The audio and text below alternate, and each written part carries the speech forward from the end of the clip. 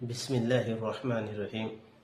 اللہ تعالیٰ کا گھر خانہ کعبہ 5 مرتبہ تعمیر کیا گیا ہے۔ سب سے پہلے اللہ تعالیٰ نے کعبہ شریف کو حضرت آدم علیہ السلام کے ذریعے سے تعمیر کروایا۔ اس کے بعد جب نوح علیہ السلام کے دور میں طوفان آیا تو اس کا نام و نشان مٹ گیا۔ دوبارہ میں اللہ تعالیٰ نے حضرت ابراہیم علیہ السلام کے ذریعے سے اور اسماعیل علیہ السلام کے ذریعے سے تعمیر کروایا۔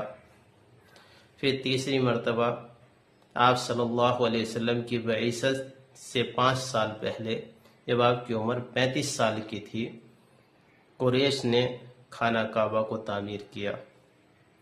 چوتھی مرتبہ اللہ کے نبی صلی اللہ علیہ وسلم کے صحابی حضرت عبداللہ بن زبیر نے شہید کیا خانہ کعبہ کو اور پھر دوبارہ تعمیر کیا۔